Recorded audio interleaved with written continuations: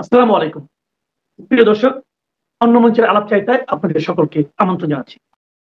আজকে একটা ছোট আপডেট দেব বলে আপনাদের সামনে এলাম। এটা কনফার্ম হয়েছে যে আজকে সন্ধ্যা বা রাতে ফেরার বা আগে, পুতিন দেশে ফেরার আগে রাতে 9টায় উনি দেশে ফিরছেন। তার আগে উনি দেখা করবেন 7টার সময় দ্রৌপদী মুর্মু, আমাদের রাষ্ট্রপতি, মহামান্য রাষ্ট্রপতির সঙ্গে। তারপর আধ ঘন্টার জন্য উনি মিট করবেন বাংলাদেশের প্রধানমন্ত্রী শেখ হাসিনার সঙ্গে। ওখান থেকে ডিরেক্টলি তিনি এয়ারপোর্ট চলে যাবেন। এয়ারপোর্ট থেকে 9টার সময় উনি ভারতের মাটি ছাড়বেন। এখন এর মধ্যে যে প্রোগ্রামগুলো আছে তার মধ্যে একটা জিনিস জানা গিয়েছে কাল রাত্রিবেলা। কাল রাত্রে অনেক রাত অবধি জেগেছিলাম। আমি সকালবেলা উঠে এই ভিডিওটা করে আমি একটু বেরোচ্ছি, কারণ আমার একটা মামলা রয়েছে। সে মামলাটা আমায় অ্যাটেন্ড করতে হবে। মামলাটা করে ফিরে আসার পর, অ্যাটেন্ড করে ফিরে আসার পর আমি দ্বিতীয় ভিডিওটা করব যেখানে বাংলাদেশের সম্পর্কটা রয়েছে। আমি যেটা বলছিলাম না, এখানে বাংলাদেশের সম্পর্ক রয়েছেই রয়েছে, বাংলাদেশের সম্পর্ক রয়েছে। এবং বাংলাদেশ সম্পর্কে যে খবরটা পাওয়া যাচ্ছে সেটা আরেকটু কনফার্ম করতে হবে যে চীনের এখানে একটা ইনভলভমেন্ট আছে। মানে চীন পাকিস্তানকে দিয়ে, টার্কিকে দিয়ে কিছু অস্ত্র, অর্থ পেছন দিক দিয়ে সাহায্য করার জন্য বাংলাদেশে পাঠানোর কথা চিন্তা করেছিল। যুদ্ধটা একবার শুরু হয়ে গেলে এই অস্ত্র আর এগুলো যেগুলো পাঠানো হয়েছে সেগুলো সমস্ত যে জায়গায় মজুত করা আছে সেই জায়গাগুলো সমস্ত পিন পয়েন্ট করে কেজিবি একদম দিয়ে গেছে, যেগুলো মোসাদের আমাদের রয়ের সঙ্গে পুরোপুরি মিলে গেছে 100%। মানে ওইখানকার তথ্য, ওদের গোয়েন্দা তথ্য এবং আমাদের গোয়েন্দা তথ্য 100% মিলে গেছে, যেখানে দেখা যাচ্ছে যে এই জায়গায় সমস্ত অস্ত্রগুলো মজুত করা আছে। সেই অস্ত্রগুলোর বলে কিন্তু এরা এত লাফালাফি করছে। আর এদের মধ্যে কিছু জেহাদি তৈরি হয়েছে যারা জেহাদ করার জন্য বিভিন্ন পথ দিয়ে ভারতবর্ষে ঢোকার চেষ্টা করছে। এখন সে বিষয়ে বিস্তারিত কথাবার্তা কি হয়েছে আমার জানতে একটু সময় লাগবে। তো যেহেতু আমি বেরোচ্ছি এবং শেখ হাসিনার কথাবার্তা কি হবে, কারণ 7টা থেকে দ্রৌপদী মুর্মুর সঙ্গে, আমাদের রাষ্ট্রপতি মহামান্য দ্রৌপদী মুর্মুর সঙ্গে দেখা করার কথা তার 7টার থেকে 8টা অবধি। তারপর ওনার যেতে যাওয়ার সময় ওই গিয়ে আধ ঘন্টা প্রধানমন্ত্রী শেখ হাসিনার সঙ্গে উনি দেখা করবেন। দেখা করার পর উনি তারপর পালাম এয়ারবেস থেকে উনি যেখানে নেমেছিলেন আবার ওখান থেকে উনি দেশে ফিরবেন। ফলে এই রাত্রিবেলা যে শেখ হাসিনার সঙ্গে যে কথাবার্তাগুলো হবে সেই কথাবার্তাগুলো আমার জানতে একটু সময় লাগতে পারে, একটু মানে ডিটেলে জানতে গেলে। তবে বাংলাদেশের ব্যাপারটা আমি জেনে যাব।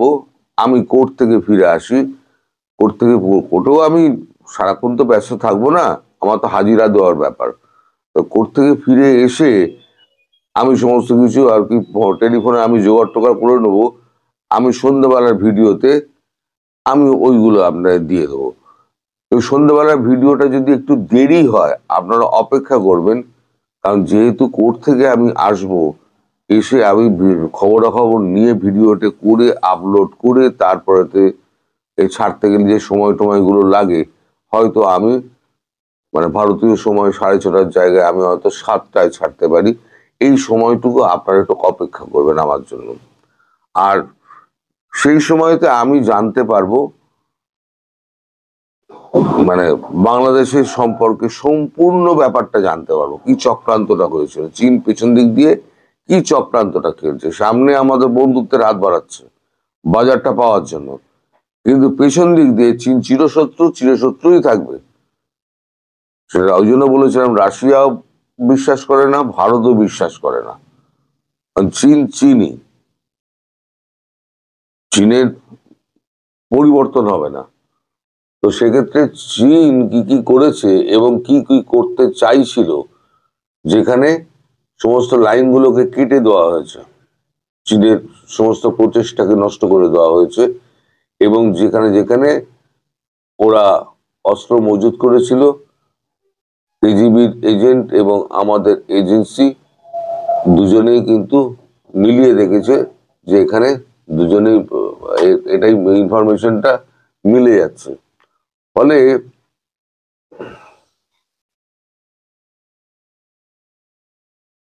ফলে আমাদের এখানে যে এইগুলোকে নিয়ে এখন রাশিয়ান একটা টিম থেকে, কেজিবির একটা টিম থেকে যাচ্ছে এইখানে, আর রয়ের একটা টিম, এরা দুজনে একসঙ্গে কাজ করবে।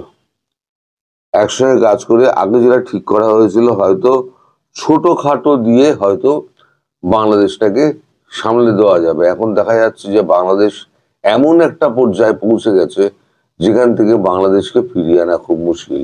ফলে এবার যে আঘাতটা আসবে, খুব শিগগিরই হয়তো আঘাতটা আসবে, হয়তো পুতিন যাওয়ার আগেও, পুতিন যাওয়ার পরেই হয়তো এই আঘাতটা আসবে। কিন্তু তার আগে মানে এই সমস্ত ঘর গোছানোর ব্যাপারগুলো এরা দুটো দেশ মিলে, দুটো দেশের গোয়েন্দা সংস্থা মিলে এগুলোকে ঠিক করবে।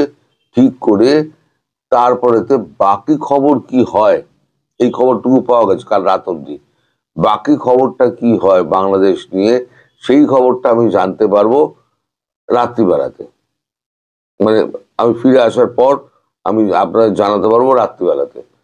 আর শেখ হাসিনার সঙ্গে দেখা যখন হবে, সেটা হয়তো 8টার পরে, 8টা সোয়া 8টা নাগাদ দেখা করে উনি আধ ঘন্টা কথা বলবেন, যেটা শিডিউল আছে, আধ ঘন্টা কথা বলে এবার উনি সোজা পালাম এয়ারবেসের দিকে চলে যাবেন, যেখান থেকে উনি ফ্লাইট ধরবেন। তো ওই সময়টুকুর জন্য আপনারা একটু অপেক্ষা করবেন। ওখানে আমি যতটা পারবো আমি কোর্ট থেকেও টেলিফোন দেবো, আমি কোর্ট থেকেও চেষ্টা করবো বাইরে এ করে যে খবর টবর গুলো জোগাড় করা, বাংলাদেশের কোন কোন অংশ কি কি ব্যাপারে এর মধ্যে জড়িয়ে রয়েছে। নইলে এত তড়িঘড়ি পুতিন আসতেন না। পুতিন এটাই বলতে এসছেন যে এর পেছনে চীনের এই চক্রান্ত রয়েছে, দেখুন এই হচ্ছে আমাদের ইন্টেলিজেন্স রিপোর্ট, আপনাদের ইন্টেলিজেন্স রিপোর্ট আনুন, আর দুটোকে মেলান, দুটোকে মিলিয়ে দেখা যাচ্ছে ঠিক আছে। তাহলে এটা হচ্ছে একদম কনফার্ম খবর। ওই জন্য উনি তাড়াতাড়ি এসছেন, কোনো ডিপ্লোম্যাটিক চ্যানেলে উনি কোনো বার্তা পাঠাননি। তাড়াতাড়ি এসে উনি সমস্ত কিছু বলে টলে গেছেন, আলোচনা করে গেছেন। এবার রাশিয়ার রোল কি হবে এই যুদ্ধে, বাংলাদেশ যুদ্ধে রাশিয়ার রোল কি হবে এবং ভারতের রোল কি হবে, রেসিপ্রোকাল একটা ব্যাপার আছে না। এখন ভারতের মাটিও রাশিয়া ব্যবহার করতে পারবে, রাশিয়ার মাটি ভারতও ব্যবহার করবে। আর একটা কথা শোনা যাচ্ছে, রাশিয়ার ওপরে আঘাত মানে ভারতের ওপরে আঘাত, আর ভারতের ওপরে আঘাত মানে রাশিয়ার ওপরে আঘাত, এরম একটা চুক্তি আজকে হায়দ্রাবাদ হাউসে এই 1:30টার সময় এখন একটা হবে। যে চুক্তিগুলো হবে তার মধ্যে একটা, যেটা আগেই বলে দিয়েছে আমরা বাইরে প্রকাশ করব না এই চুক্তি। এখন তারপরে একটা বিজনেস মিটিং হবে, সেখানে নানান রকম সইসাবুত হবে। ইতিমধ্যে আমাদের বাণিজ্য মন্ত্রী পীযূষ গোয়াল তাদের বাণিজ্য সমস্ত প্রতিনিধি দলের সঙ্গে মিট করেছেন, এবং পীযূষ গোয়াল তিনি একটা টুইট করে জানিয়ে দিয়েছেন যে আমাদের মধ্যে খুব ভালো সম্পর্কের মধ্যে দিয়ে, একটা আলাপ আলোচনার মধ্যে দিয়ে আমরা বাণিজ্য করে নিয়েছি, সে টুইটারে উনি লিখেছেন। তো সমস্ত ব্যাপারটা নিয়ে আমি সন্ধ্যেবেলা একটা ডিটেল ভিডিও করব। এখন এইটুকু আপডেট আপনার জানাবার জন্য এলাম যে আজকে আমি যেটা বলেছিলাম আমার খবর পাকা ছিল।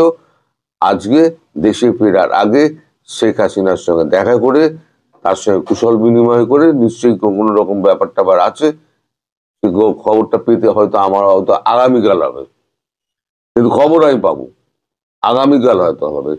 কিন্তু আজকে মিটিংটা কখন হবে সেটার উপরে নির্ভর করছে যে খবরটা কি হবে না হবে। তবে বাংলাদেশ নিয়ে ইস্যু নিয়ে একটা বড় খবর কিছু আছে, আপনারা সন্ধ্যেবেলা আমার জন্য অপেক্ষা করবেন। সবাই ভালো থাকবেন। আসসালামু আলাইকুম। যখন কিনা ডক্টর ইউনূস সরকারের বিভিন্ন পর্যায় থেকে ঢাকঢোল পিটিয়ে বেশ কনফিডেন্টলি বারবার এই কথা উচ্চারণ করা হচ্ছে যে একমাত্র আল্লাহ ছাড়া ফেব্রুয়ারিতে কোনো শক্তি নির্বাচন ঠেকাতে পারবে না, সেই মুহূর্তে দেশের যে রাজনৈতিক দলগুলো পুরোপুরি নিশ্চিতভাবে আগামী নির্বাচনে অংশ নেওয়ার কথা, সেই দলগুলোর মুখ থেকেই কেন অনিবার্য কারণ ছাড়া, বিশেষ কোনো রাজনৈতিক পরিস্থিতি ছাড়া নির্বাচন পেছাবে না, এই যে বিশেষ কোনো রাজনৈতিক পরিস্থিতি, অনিবার্য কারণ, এই শব্দগুলো কেন আসছে এই মুহূর্তে? কি ঘটতে যাচ্ছে? প্রিয় দর্শক, নিশ্চয়ই আমি একেবারে শুরু থেকে বলে আসছি, আপনারা নিশ্চয়ই খেয়াল করেছেন, বারবার বলে আসছি, নির্বাচন ফেব্রুয়ারিতে হবে না সব দলের অংশগ্রহণ ছাড়া, অথবা ডক্টর মোহাম্মদ ইউনূস সরকারের অধীনে কোনো নির্বাচন হবে না, তিনি দিতে পারবেন না। এবং সেই ধারণাগুলোই দিনে দিনে যেন প্রকট হচ্ছে। আমি চাই না যে আমার ধারণাগুলো সঠিক হোক, আমি এখনো পর্যন্ত চাই আমার ধারণাগুলো মিথ্যে হোক। যেমন ধরুন বিএনপি সবচেয়ে বড় যে রাজনৈতিক দলটি এই মুহূর্তে দেশের, তাদের মুখ থেকে এই মুহূর্তে উচ্চারিত হচ্ছে দেশে অনিবার্য কোনো পরিস্থিতি তৈরি না হলে নির্বাচন বিলম্ব হোক, তা চায় না, বিএনপি চায় না। কি বোঝাতে চাইছে বিএনপি এর মাধ্যমে? তার আগে যদি আমরা এনসিপি বিষয়টি আলোচনায় নিয়ে আসি, গত বুধবার নির্বাচন কমিশনদের সঙ্গে বৈঠকের পর বিএনপির এনসিপির যুগ্ম আহ্বায়ক নাসিরউদ্দিন পাটোয়ারি কি বললেন? খুবই সিগনিফিক্যান্ট। রাজনৈতিক স্থিতিশীলতা আসার পর তফসিল ঘোষণা করলে তখন কাজটা অনেক সহজ হবে। গণতন্ত্রের আপসীন নেত্রী খালেদা জিয়া অসুস্থ, ফলে দেশের রাজনৈতিক অঙ্গনে সংকটময় পরিস্থিতি বিরাজ করছে। সংকটগুলো উত্তরণ করে সুন্দরভাবে তফসিল দেওয়ার জন্য তারা নির্বাচন কমিশনকে অনুরোধ জানিয়েছে বা আহ্বান জানিয়েছে। একই কথা দলের আহ্বায়ক নাহিদ ইসলামও ঠিক একই ভাষায় কথা বলেছেন, তফসিল দেওয়ার সময় যাতে রাজনৈতিক স্থিতিশীলতা থাকে এবং প্রতিটা দলেরই যাতে নির্বাচনী যাত্রা শুরু করার একটা পরিবেশ থাকে, সেই সময়টা যদি তফসিল ঘোষণা করা হয় তাহলে এটা নির্বাচন কমিশন ও সব রাজনৈতিক দলের জন্য উপকার হয়। এবার বিএনপি কি বলেছে একটু খোলাসা করি। বিএনপি বলছে বৃহস্পতিবার প্রধান নির্বাচন কমিশনার এএমএম নাসিরউদ্দিনের সঙ্গে বৈঠক শেষে সাংবাদিকদের কাছে বিএনপির স্থায়ী কমিটির সদস্য নজরুল ইসলাম খান বলছেন, আমরা নির্বাচনী প্রক্রিয়ায় আছি, খোদা না করুন অনিবার্য কোনো পরিস্থিতি ছাড়া আমরা এই প্রক্রিয়ার বাইরে যেতে চাই না। আমরা আশা করি শিগগিরই নির্বাচনের তফসিল ঘোষণা হবে। এর আগে বিএনপি অন্য কোনো অপশনের কথা বলেছে? 15 জুলাই নির্বাচনের আগে তারা ডিসেম্বরের কথা বলে আসছিল বারবার, তারপরে কিছু একটা হয়েছে ডক্টর মোহাম্মদ ইউনূসের সঙ্গে কথাবার্তার পরে আমরা দেখলাম ফেব্রুয়ারিতে নির্বাচন হতে হবে, এবং তারপর থেকে জুলাইয়ের পর থেকে আর কোনো অপশনের কথা তো বিএনপি বলেনি। যে কোনো মূল্যে ফেব্রুয়ারিতে নির্বাচন করতেই হবে, এবং এই করতেই হবে এমন হুঙ্কারের সাথে কখনো কখনো সরকারের সাথে নরম গলায় কথা বলেছে, কখনো কখনো হুঙ্কার ছেড়ে কথা বলেছে। এখন এসে অনিবার্য কারণে কথা বলা হচ্ছে। যদি এমন বলা হতো যে দৈব দুর্বিপাক বা প্রাকৃতিক কোনো দুর্যোগ ছাড়া, সেটি মেনে নেওয়া যেত। অনিবার্য কারণটা কি? এসব কথা কেন এই মুহূর্তে বলা হচ্ছে? তার মানে খালেদা জিয়ার অনাকাঙ্ক্ষিত কিছু ঘটলে দেশের রাজনৈতিক পরিস্থিতি ভিন্ন দিকে মোড় নিতে পারে। আর খালেদা জিয়ার সম্পর্কে তো নানান ধরনের গুঞ্জন রয়েছে, তেমন কিছু ঘটেছে কিনা আমরা নিশ্চিত না। যাই হোক, যদি ঘটেই যায় তাহলে কেন রাজনৈতিক পরিস্থিতি অন্যদিকে যাবে? অনাকাঙ্ক্ষিত কিছু যদি সৃষ্টি হয়ও তফসিল কেন পৌঁছাবে? এ বিষয়ে আর বিস্তারিত কিছু বলতে চাচ্ছি না, তার জন্য মানুষের আবেগ অনুভূতি কাজ করতে পারে, সেটা 2, 4, 5 দিন, কিন্তু আগে থেকে কেন এই কথা বলা হচ্ছে? এদিকে একই দিনে গণভোট এবং জাতীয় সংসদ নির্বাচন একসাথে হলে নির্বাচনের জেনোসাইড ঘটবে, সে কথা বলে রেখেছেন এর আগে জামায়াতের আমির ডাক্তার শফিকুর রহমান। ডাক্তার শফিকুর রহমান 3 দিন আগে একটি জনসভায় একথাও বলেছেন, আরেকটি 5ই আগস্ট ঘটার সম্ভাবনার কথা তিনি জানিয়ে দিয়েছেন। কি বলেছিলেন একটু মনে করিয়ে দিই আপনাদেরকে। তিনি বলেছেন, ক্ষমতায় না গিয়েও ক্ষমতার দাপট দেখাচ্ছেন অনেকে, বিভিন্ন জায়গায় বসে ষড়যন্ত্রের জাল বুনছেন। জনগণ ভোট দিক আর না দিক, ক্ষমতায় তাদের যেতেই হবে, কিন্তু বাংলাদেশে আর এটা হবে না। তবে দিশাহারা হয়ে, হতাশ হয়ে কেউ যদি চোরা গলিতে হাঁটার চিন্তা করেন, তাহলে প্রয়োজনে আর একটা 5 আগস্ট অনুষ্ঠিত হবে। নিশ্চিতভাবে বিএনপিকে উদ্দেশ্য করে বলেছে, এর বাইরে তো অন্য কাউকে তিনি মিন করেননি। জামাত যে নির্বাচন সহজে চায় না, এটাই বরং আমরা জেনে এসেছি, বা সেটাই মানুষের ক্যালকুলেশনে এসেছে। যেহেতু বর্তমান সরকারের পেছনে থেকে সব ধরনের কলকাঠি নাড়ছে জামাত, ক্ষমতায় না থেকেও তারা ক্ষমতার স্বাদ লাভ করছে। প্রশাসনের যে রদবদল, প্রশাসনের যে নতুন নতুন নিয়োগ, সব কিছুই নাকি জামাত নিয়ন্ত্রণ করছে। এবং অনেকে বলেন যে এরই মধ্যে প্রায় 60% বা 50% জামাত নিজেদের নিয়ন্ত্রণে নিয়ে নিতে পেরেছে প্রশাসনের, এবং বাকি সবটুকু নিয়ন্ত্রণে নেওয়ার জন্য জামাতের সময় প্রয়োজন। একই সঙ্গে বিএনপিকে যতটা বিতর্কিত করা যায় সেই চেষ্টাতেই আছে জামাত, এটি এখন অনেকেই বলছেন, শুধু এখন থেকে নয়, আরও অনেক আগে থেকেই। তো সেই কথার খানিকটা প্রতিধ্বনি আমরা শুনলাম জামাতের কেন্দ্রীয় মজলিসের শুরা সদস্য চট্টগ্রামের নেতা শাহজাহান চৌধুরীর কণ্ঠে। প্রশাসন তাদের কথায় উঠবোস করবে, পুলিশ জামাতের কথাতে উঠবোস করবে, নির্বাচনী দায়িত্বে যারা থাকবেন তাদেরকে জামাতের কথা মেনে চলতে হবে, পুলিশকে জামাতের যারা প্রার্থী তাদের প্রোটোকল দিতে হবে। যেসব বক্তব্য বিবৃতি পাচ্ছি আমরা, এমনি এমনি পাচ্ছি না।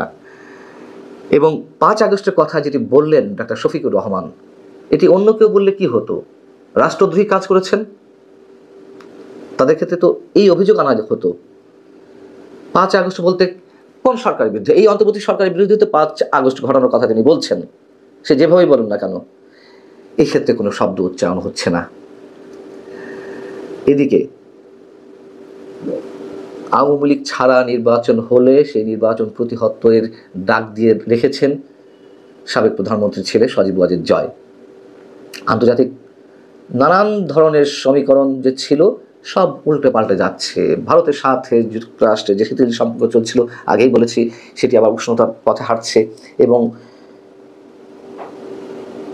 এই অঞ্চলে ইন্দো প্যাসিফিক স্ট্র্যাটেজি বাস্তবায়ন করতে গেলে যুক্তরাষ্ট্রের লোকাল এজেন্ট হিসেবে ভারতকেই কাজে লাগাতে চাইবে ইউএসএ, কোনো ভুল নেই। সো ভারত যা চাইবে মোটামুটি তাদেরকে তো সে কথাই শুনতে হবে। তাহলে সব কিছু মিলে কি দাঁড়াচ্ছে? চরম এক অনিশ্চয়তার মধ্যে দেশ এবং আইন শৃঙ্খলা পরিস্থিতির যে বিষয়, স্বরাষ্ট্র উপদেষ্টা বলছেন যে তফসিল ঘোষণা করলেই তারপর পরে আইন শৃঙ্খলা পরিস্থিতির উন্নতি হবে। নির্বাচন কমিশনার তাই বলছেন, কেন তফসিল ঘোষণার পরে আইন শৃঙ্খলা পরিস্থিতির উন্নতি ঘটানো হবে, তার আগে নয় কেন? এবং এই যে আইন শৃঙ্খলা পরিস্থিতির অবনতি, সেটিকে কেন্দ্র করে আবার জামায়াতের নেতারা, এনসিপি নেতারা তো আরও অনেক আগে থেকে বলে আসছেন যে এই অবস্থায় বা এই অবস্থা যদি পরবর্তীতেও থাকে, সেই অবস্থা নির্বাচন হবে কিভাবে, আগে থেকেই প্রশ্নবিদ্ধ করার চেষ্টা তারা চালিয়ে আসছে। অতএব নির্বাচন হচ্ছে না, এখনও আমার ধারণা নির্বাচন সব কিছু মিলে হচ্ছে না। তাহলে কি হতে যাচ্ছে? তৃতীয় সেই শক্তি, যেই শক্তিকে মানুষ ভয় পায়, আবার যেই শক্তিকেই মানুষ ক্ষমতা নেওয়ার জন্য বারবার আহ্বান জানাচ্ছে। দেখা যাক, আমাদেরকে